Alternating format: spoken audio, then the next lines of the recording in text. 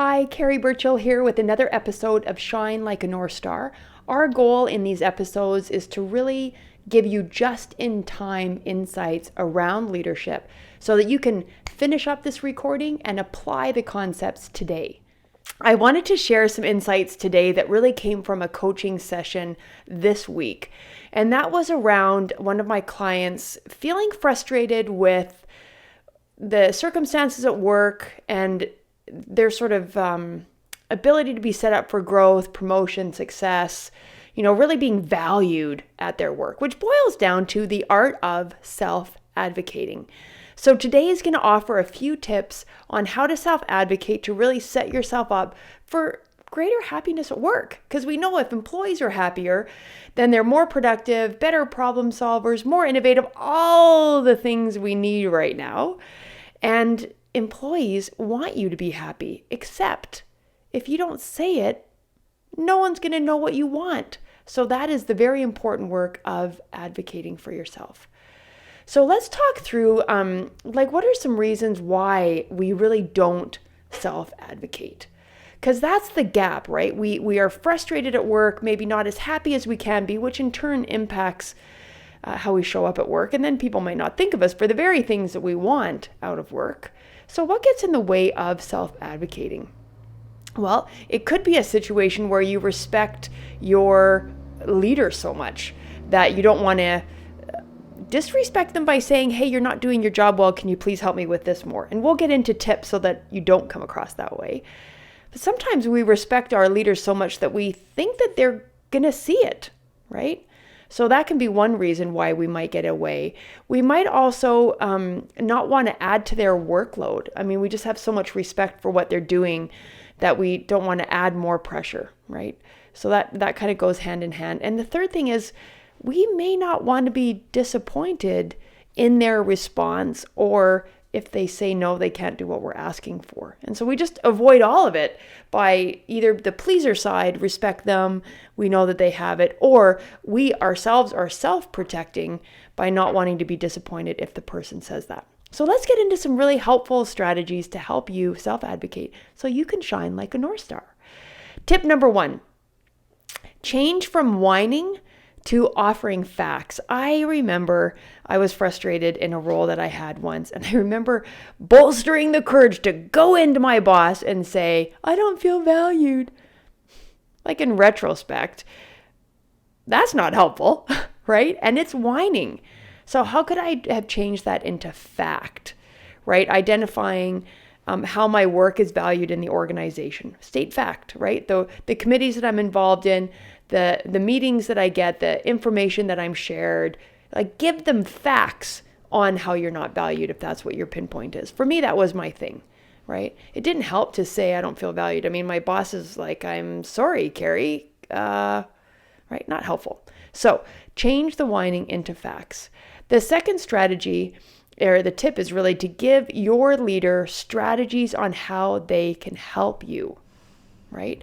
So if you want information that you're not privy to, but that information would help you do your job better, then say, I want to be copied in on this stuff, or get me access to these meetings, or let's say you want some professional development growth. Say, there's this training on this day that's going to give me this certification. I want to do these things.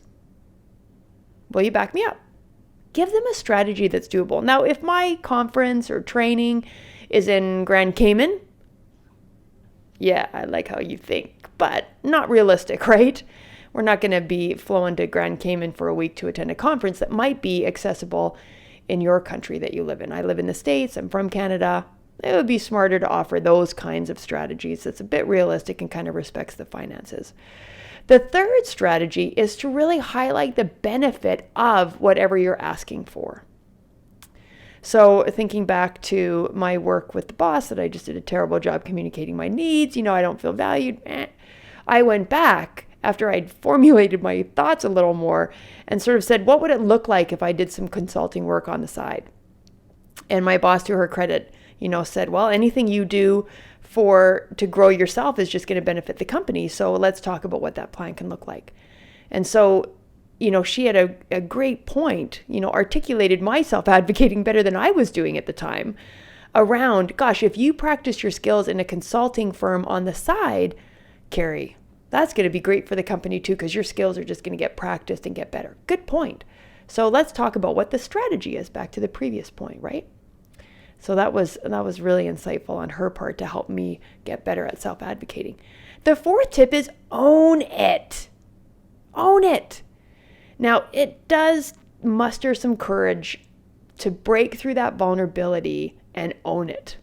So get with a partner, self-advocate, role play, look yourself in the mirror and practice it. I sometimes run and talk to myself out loud because it just seems to be a really good way for me to move and manage my anxiety. And I do it so many times that I look like I'm owning it, even though in the pit of my tummy, I might still be a little bit nervous self-advocating. I pull on a video like this one. Just record yourself. How are you coming across delivering what you're advocating for? Because you want to look like you own it. You want to sell your leader on how important this is to invest in you, because you're just going to be so much happier. So implementing these 4 tips is really going to help you be the whole package, because you already are the whole package.